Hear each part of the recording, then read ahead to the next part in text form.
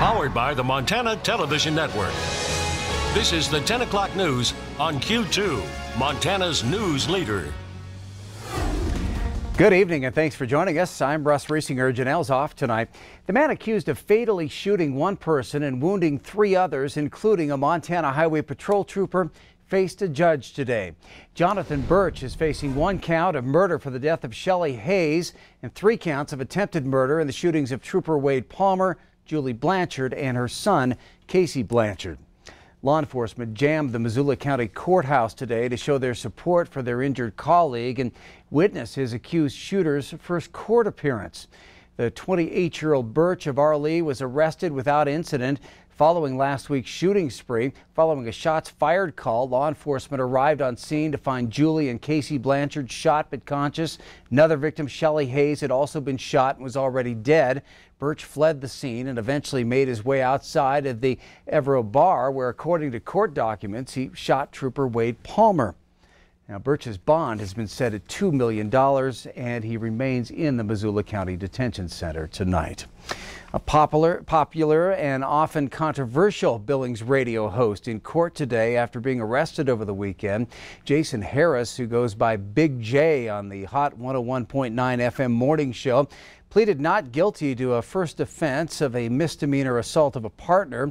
Harris was arrested after police got a call about 2 people fighting in a car downtown. According to court documents, they started arguing at dinner and later both began hitting and punching each other in the car. The woman told officers that she was fearful for her life, and based on her demeanor, officers determined Harris was the primary aggressor.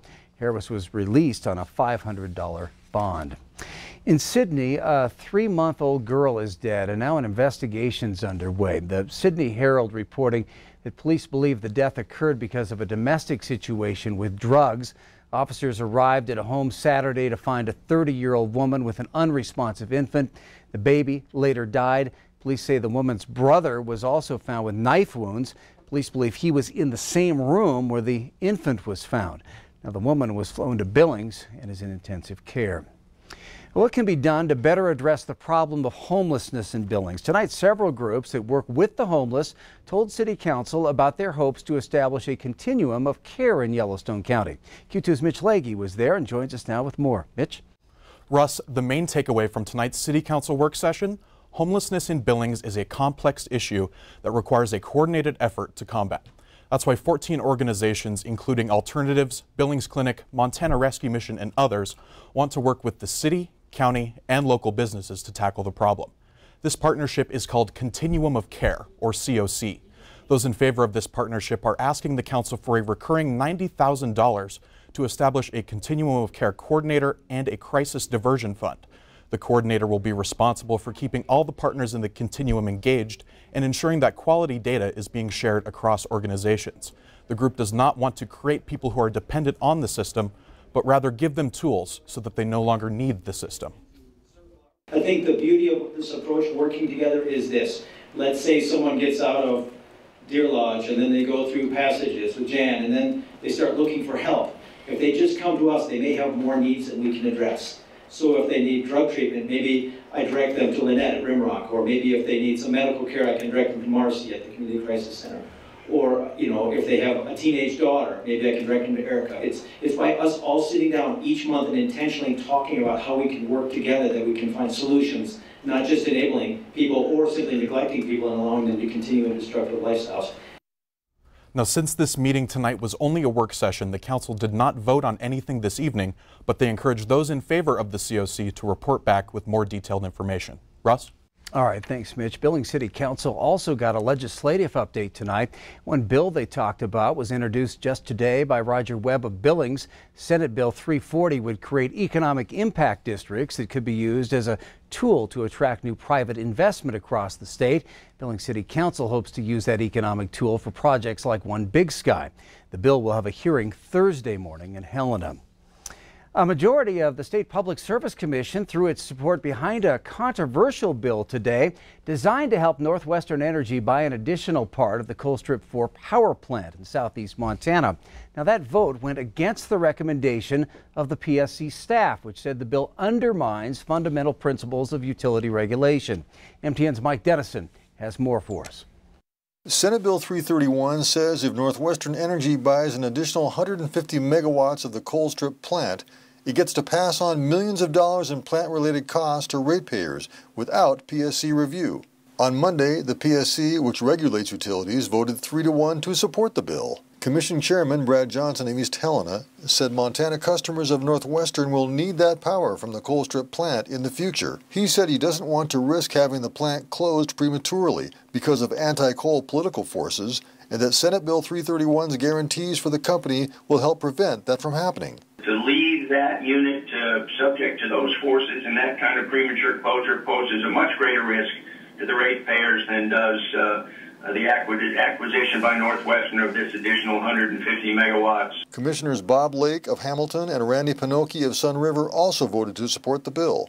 But Commissioner Roger Koopman of Bozeman voted to oppose it and said supporting it is a huge mistake. He said the bill allows Northwestern to charge ratepayers for certain costs of Colstrip 4 even if it's closed early, and therefore it could encourage that early closure. Koopman also said it sets a terrible precedent by taking away the PSC's basic ability to review utility costs before they're put into electric customer rates. We believe in this bill, and we don't believe in the Public Service Commission.